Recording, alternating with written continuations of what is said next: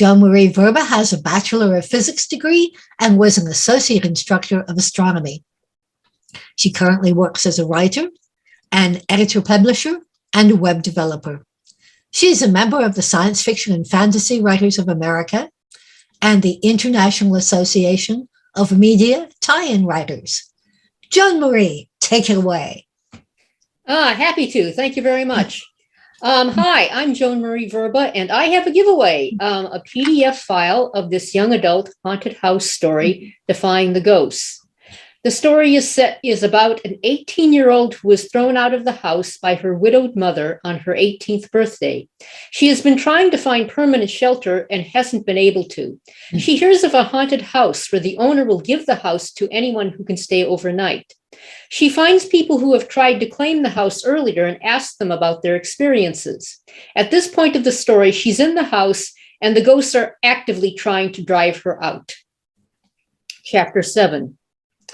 Another respite, more whispering, though still no clear words within her range of hearing. Apparently, the ghosts needed to discuss what to do next. When listening to the accounts of others who had come before her, she had noted that they had all left the house after a single event. Either that, or they had not reported other events, telling her only about the event that had caused them to rush out. But she felt that probably was not the case, given that they had all been forthcoming and detailed about their experiences. Certainly, Sean would have told her if there had been previous attempts to drive him out before he felt the oxygen had gone out of the house. He was a very precise man. Another common thread was that on the reported attacks, the ones she experienced thus far, she had not required a lot of force on the part of the ghosts and not a lot of force on her part to resist. They were ghosts, after all, beings without much substance. The ghost who had tried to strangle her had nothing she could strike against or hold on to. Many of the self-described ghost experts she had read agreed that the greatest power of a ghost was to induce fear. Ghosts did not have the reputation of demonstrating feats of super strength. Now that she thought about it, she wondered if the strangulation attempt had been fake. Perhaps before he had completely cut off her oxygen, he might have relaxed his grip on the sash enough so that she could have pulled loose in the hopes that she would run out the front door. He might have, but she remained convinced that she had done right by escaping. In the annals of human conflict, the instances of parties trying to simply scare a victim but accidentally killing the victim in the process were numerous. Meanwhile, the thought that the ghosts were not all powerful and she was not helpless against them both emboldened and comforted her. All she needed to do was outlast them. Still, it promised to be a long night, and she had to remain on her guard if she was to avoid serious injury. Gaining the house but losing a limb, for instance, was not her idea of victory. The sound of running water disturbed the silence. Someone had turned on the kitchen faucet. Taking up the shorter candlestick, she stood and crept toward the kitchen door. Peering inside at the threshold, she could see nothing, not even a ghostly outline. Water continued to rush out of the faucet, and from the sound, someone had plugged the drain and one of the double sinks was beginning to fill.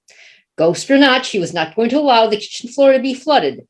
Water on the floor would cause her to slip, but she doubted if it would affect the ghosts. With the candlestick ready in one hand, she stepped carefully toward the sink. As she reached out with her free hand to turn off the faucet, the sink sprayer hose snaked upwards. Water sprayed into her face. She turned her head to avoid it. Dropping the candlestick, she put both hands up to deflect the stream, only for the spray to come from another direction and right into her face again. With one hand over her nose and mouth, she tilted her head in the direction of the spray, and when the nose touched the spray stem, she grabbed it with both hands, wrenched it away, and guided the hose back into its place. Something pushed the back of her head right into the sink until her nose and mouth were underwater. She grabbed the edges of the sink on either side and pushed up with all her might. Her head came out of the water. She gasped for breath. Quickly, she stepped to one side as far as she could and turned. Nothing there. Hurriedly, she picked up the candlestick again, pivoted, and turned off the faucet with her free hand. She reached into the standing water and pulled out the stopper. As the water drained, she surveyed the kitchen again. She looked and felt empty. With water dripping from her head and the top of her golf shirt soaked, she strode out of the kitchen.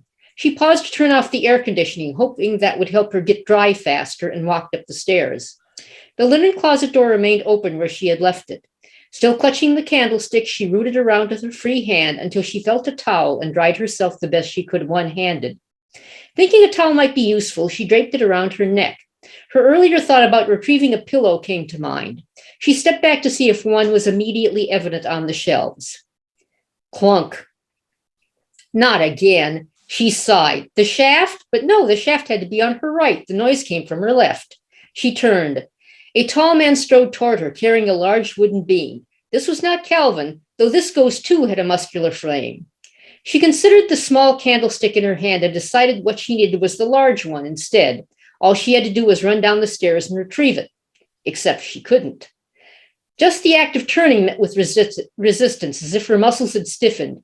She moved a little, but still found herself facing the ghost, who plodded toward her with a determined expression.